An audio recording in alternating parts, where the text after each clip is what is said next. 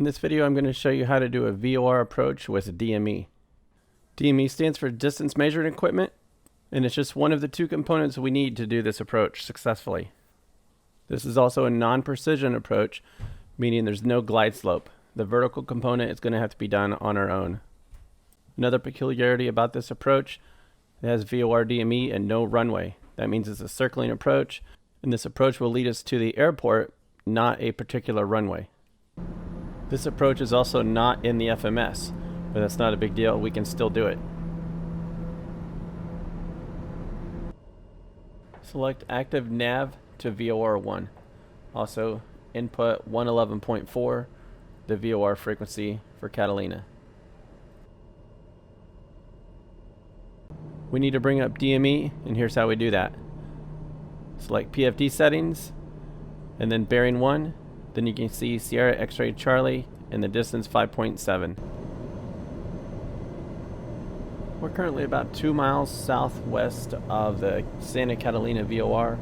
We're going to fly to it, and then we're going to turn outbound. And once we cross the VOR, we're going to do 5 T's: turn, time, twist, throttle, and talk. In previous approaches that I've done, we normally fly down to an altitude, the glide slope intercept, and follow a glide slope down, or we fly over a fix and then descend.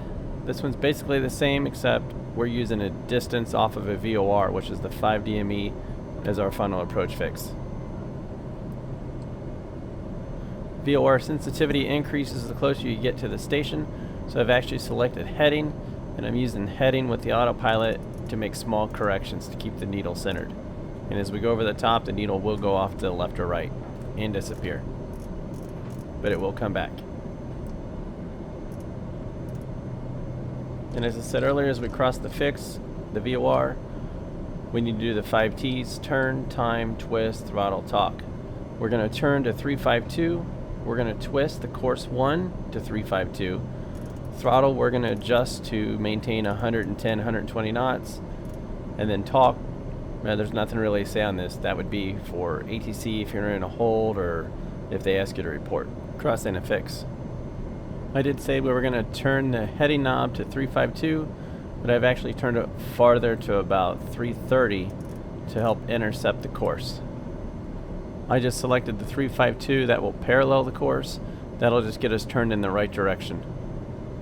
And then once we select 352 in course 1, then we can see which way the needle is, left or right, and which way to correct and intercept the course. So now that we're established on the 352-degree radial and the course is centered, the next thing we're looking for is 5 DME. We're currently at 2.5 DME, so that puts us about right here.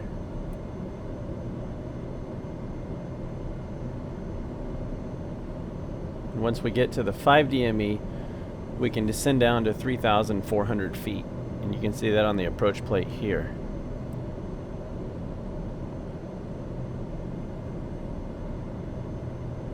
At the 5 DME fix, you can see the line going down to 3,400. You can also see 352. That's your outbound course to 352.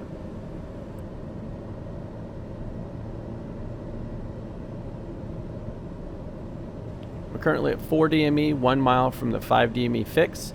This is a good time to start slowing down. I've slowed down to 110 knots. For the next part of this approach, it's all going to be done based on time, not distance. So if we go 90 knots versus 200 knots, it's going to take the same amount of time. So you might as well slow down, save fuel, and not be far from the airport.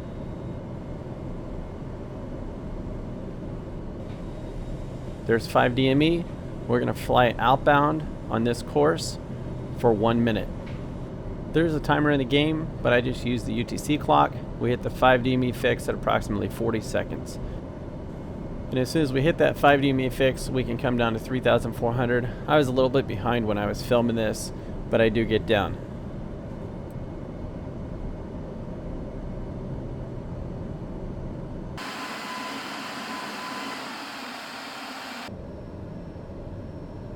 Here we are about 10 seconds away from our turn. The next thing we're going to do is our procedure turn outbound. We're going to turn left to a heading of 307, and that's indicated here. I am doing this on the autopilot, so all I have to do is spin my heading bug to say 307.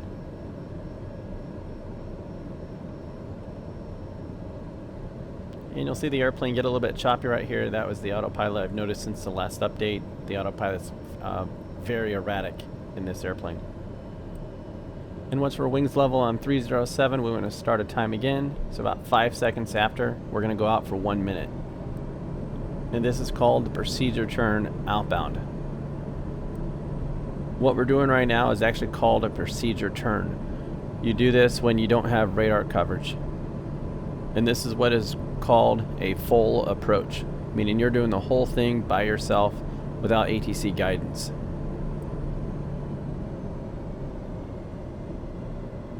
I did get a little bit fast here. I am pulling the power back. If this happens to you, it's not a big deal. Just if you catch it, correct it as soon as you can.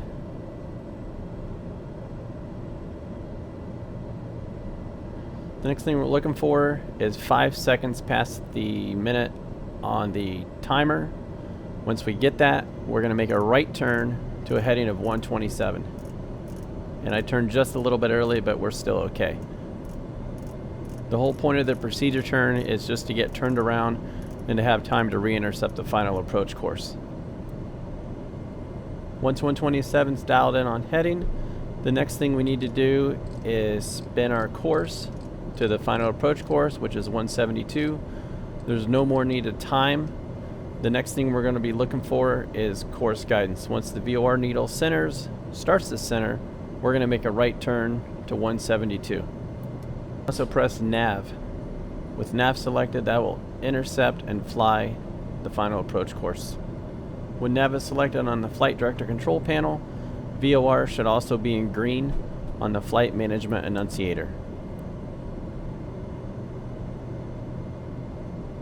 You can see the course is starting to come in.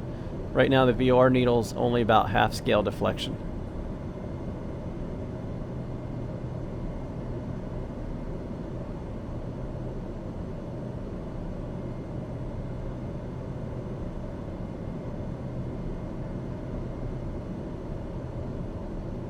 Once the course captures, the airplane's going to turn right to a heading of 172, or approximately. Once that happens, we can descend down to 2,300.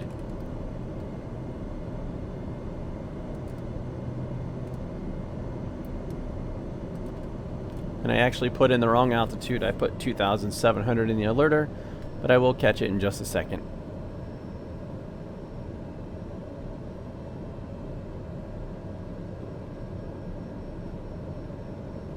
On previous precision approaches, like an ILS, we normally get flaps and gear down based on the position of the glide slope on the indicator. This one we don't have that, but we do have a distance. Good rule of thumb, start getting configured at 3 miles, be fully configured before you cross the fix, which is a 5 DME. We're at 7.7 DME, so we're 2.7 from that 5 DME fix, which is Wrigley.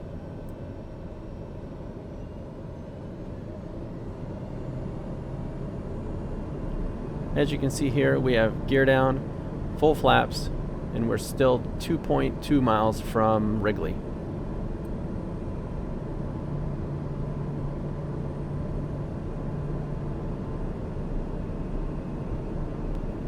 I'm holding 90 to 95 knots indicated airspeed. What you don't want is be coming in too fast, say at 120 in this airplane, and then try to maneuver and land. It will be extremely difficult to get down and slow down and land, especially on a short runway like we're about to do. So right here we're at 6.5 DME, we're 1.5 miles from the 5 DME fix, and I finally figured out that we're supposed to go down to 2,300, not 2,700.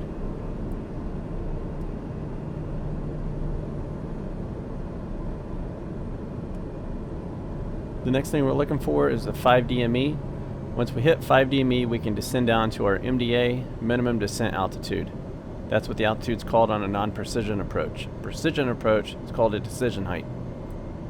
Unfortunately, the altitude selector in this airplane goes in 100-foot increments. We can't go below the MDA, so we cannot select 2,200. Next best thing, 2,300. The only other thing you can do, turn the autopilot off and hand fly down to 2,220 feet.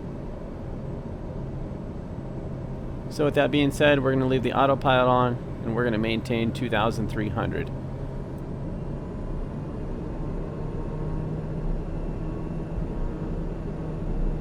If we were in instrument meteorological conditions, the next thing we'd be looking for is the 2.8. That's our missed approach point. If we don't see the airport by then, we would have to execute a missed approach.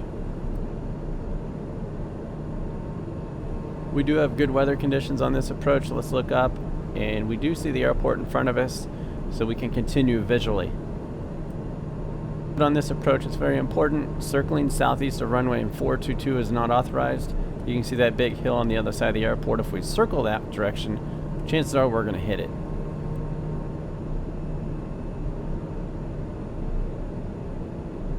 This would have been a good time to turn the autopilot off and descend and land visually, but I did get a master caution. I got a little bit distracted, got a little behind, and had to descend a little bit quicker to get down.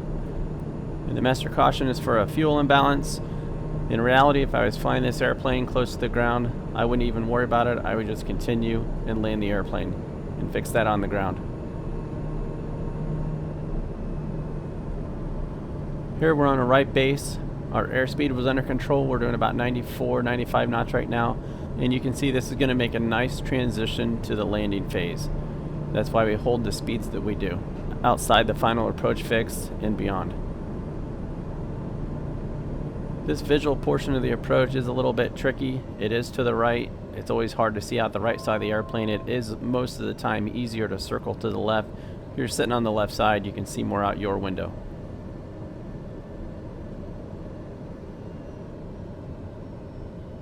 And I've got the throttle back to idle. We are descending rather quickly. Normally you don't descend more than 1,000 feet per minute, but to make this work out, I did do it. We had a direct crosswind. We could have continued and made a left traffic for runway 4, but I chose to go ahead and land on runway 22. And that's definitely not my best landing in the game, but it did work.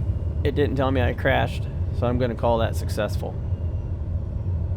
And as always, if you like these videos, be sure to click like and subscribe.